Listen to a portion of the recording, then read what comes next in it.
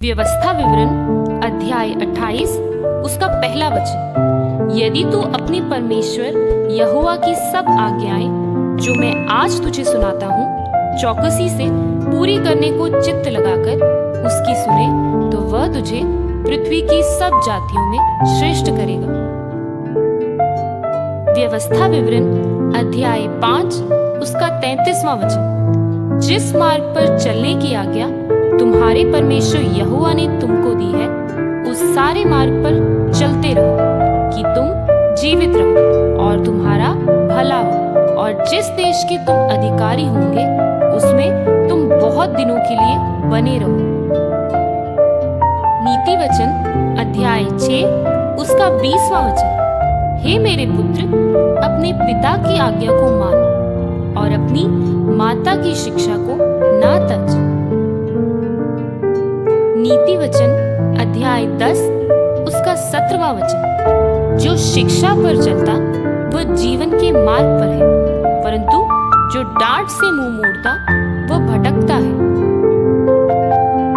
यूहन्ना अध्याय 15 उसका 16वां वचन। तुमने मुझे नहीं चुना परंतु मैंने तुम्हें चुना है और तुम्हें ठहराया ताकि तुम जाकर फल लाओ और तुम्हारा फल बना रहे, कि तुम मेरे नाम से जो कुछ पिता से मांगो वह तुम्हें दे। रोमियो अध्याय 12 उसका 2रा वचन। और इस संसार के सदृश ना बनो, परंतु तुम्हारी बुद्धि के नए हो जाने से तुम्हारा चाल चलन भी बदलता जाए, जिससे तुम परमेश्वर की भली और भावती और सिद्ध इच्छा अनुभव से मालूम करते रहो। लूका अध्याय 6 27 से 28। परंतु मैं तुम सुनने वालों से कहता हूँ कि अपने शत्रुओं से प्रेम रखो और जो तुमसे बैर करे उनका भला करो, जो तुम्हें श्राप दे उनको आशीष दो, जो तुम्हारा अपमान करे उनके लिए प्रार्थना करो। याकूब अध्याय 4 उसका 7वां वचन। इसलिए परमेश्वर के अधीन हो जाओ और शैतान का सामना करो तो वह तुम्हारे पास से भाग निकलेगा। यहोशू अध्याय 1 उसका 8वां वचन। व्यवस्था की यह पुस्तक तेरे चित्त से कभी ना उतरने पाए, इसी में दिन रात ध्यान दिए रहना, इसलिए कि जो कुछ उसमें लिखा है उसके अनुसार करने की तू चौकसी करे, क्योंकि ऐसा ही करने से तेरे सब काम सफल होंगे और तू प्रभावशाली होगा।